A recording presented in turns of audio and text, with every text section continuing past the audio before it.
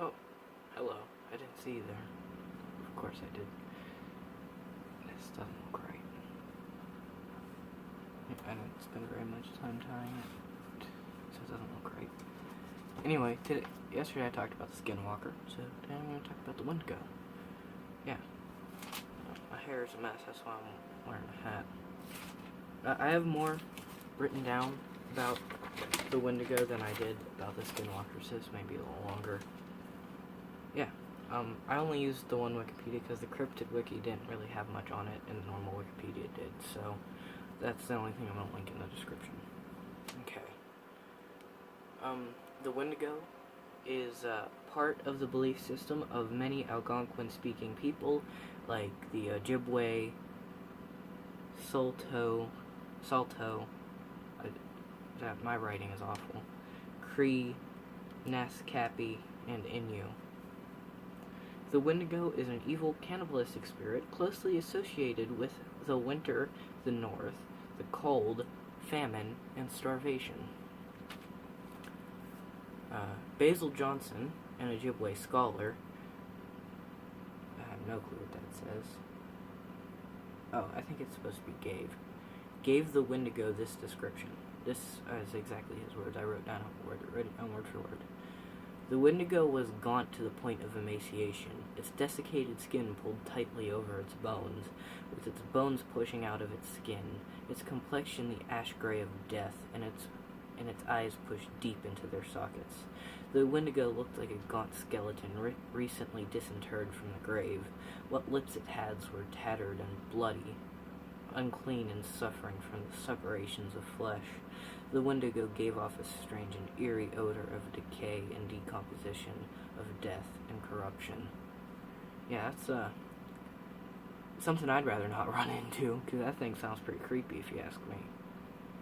I personally think these things are creepier than skinwalkers because they're never human.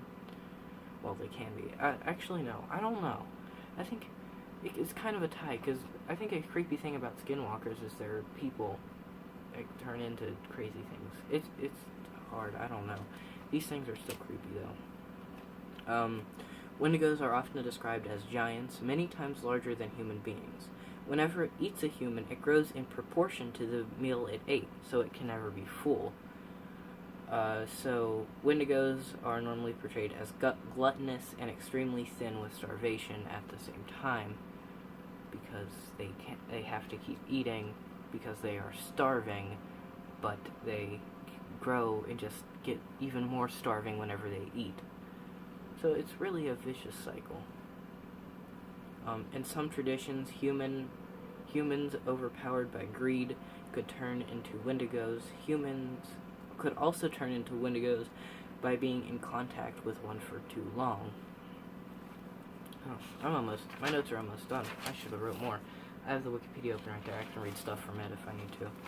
In historical accounts of Wendigo psychosis, which is a different thing, it has been reported that a human becomes possessed by a Wendigo spirit after being so desperate for food that they are turned to cannibalism, and then they are possessed by a Wendigo spirit. I should have wrote down more, but it took me long enough to write that stuff down because I write very slowly and my writing isn't very good anyway. Let's see. Here. In 1661, the Jesuit Relations reported. Well, that's a bunch of French, but I'm going to read the English translation because I don't speak French. What caused a greater concern was the intelligence that met us upon entering the lake, namely the men deputed by our conductor. Deputed? Is that a word? I mean, obviously it's a word, but it's probably an old-time word.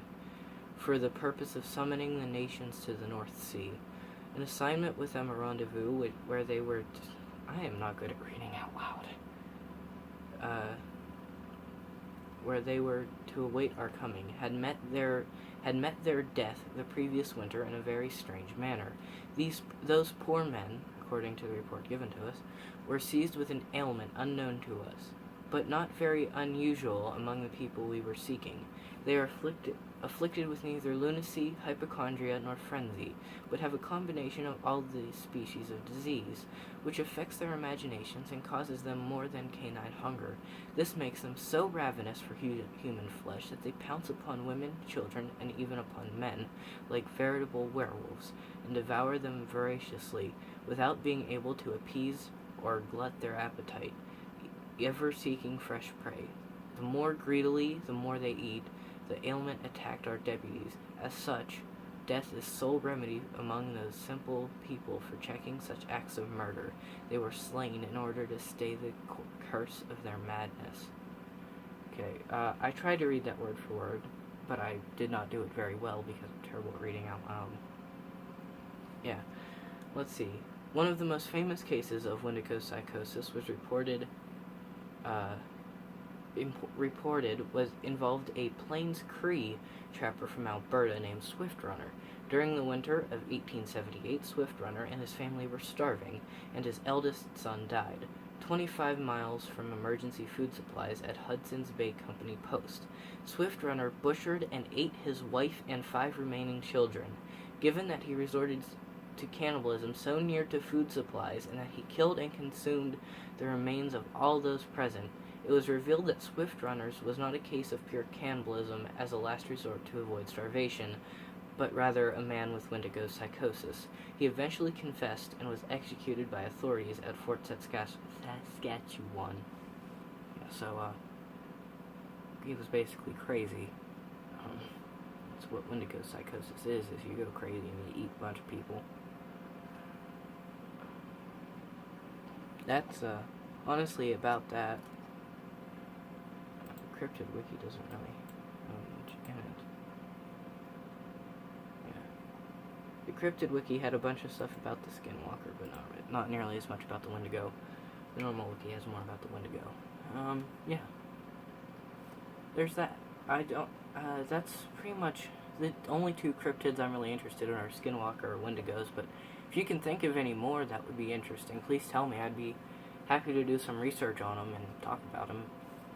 This is not right. I know I said that, but I did not tie this right. That's better, I think. What is it? I can't even remember what this knot is called. I think it's the Prince Charles knot. It's like the 4-in-hand knot, but you go around it again. I think that's what it's called, something like that, but I didn't do it right, that's for sure. Anyway, yeah. I've been Steve. This has been the Wendigo. I'll see you next time.